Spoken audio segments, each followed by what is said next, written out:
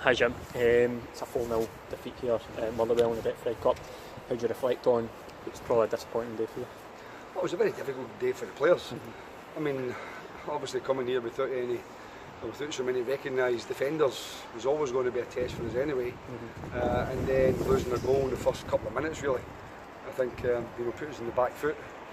And it was a poor goal to give away. But again, if you're out muscled in those situations, it's difficult because you try and match up, you try and compete. But if there's a team significantly bigger than Motherwell were, then set pieces is always going to be a problem. But I still felt we could have dealt with it better leading up to the corner. And then after that, I thought we played okay. And then the second goal, it was again another long ball, kind of straight ball, not tracking the runner. And that was a poor goal for us to lose.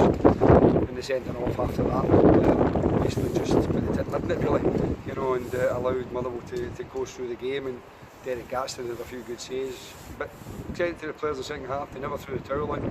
Very, very difficult. We had to allow Motherwell the ball at the back and just try and keep the scoreline semi-respectable really. But it was a very difficult day for us, and there's no doubt about it. But obviously the sending off, I think, was pivotal in that. With the sending off, what was your thoughts on it? Did you think it was a sending off? It was right in front of the dugouts. Absolutely not. No, I think it was a yellow card, possibly. But I mean, the ball was about shin height. Two players going for it almost at the same time. How else can you try and win the ball if you don't put your foot towards it, your studs towards it? I don't think there was any contact whatsoever with the player. I think he was up in a few seconds. I think the referee rushed over. It was a rush of blood. But at the end of the day, he makes the call, he makes the decision. But it's certainly not one I agreed with. And I think it was made a huge part to play in the overall aspect of how the game, because the game became too one-sided then for Motherwell. With that, you'd say that kind of changed it then, or was it the second goal, or do you think the red card kind of? I don't know. We were up against it. You're losing 2-0. I'm not going to say we would have won the game, but at least you can compete in the game. You can make it.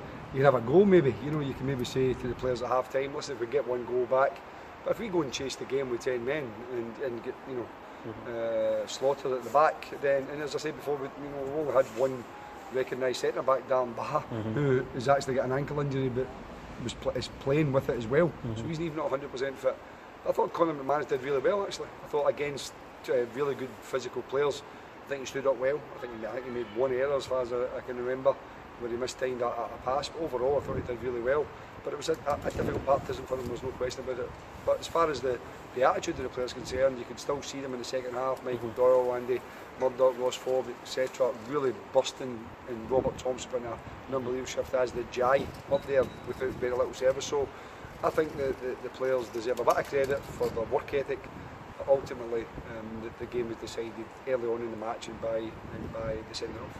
It's important to remember as well, this is a Premiership club you're coming away to, and they look like an accomplished side as well. Yeah, as I said, they were big, they were strong, they're physical, they've got pace in the wide areas, they put crosses into the box.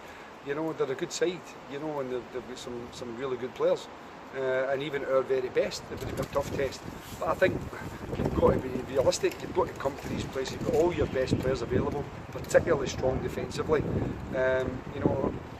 We said before, with Ricky Lamy missing again today, with Thomas Aware, Rico Day missing, Gary Oliver missing, and then Gary Harkin sent off.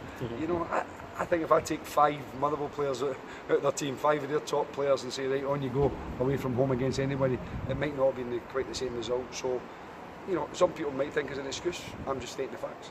Excellent, Jim. Thanks so much for your time. I appreciate it.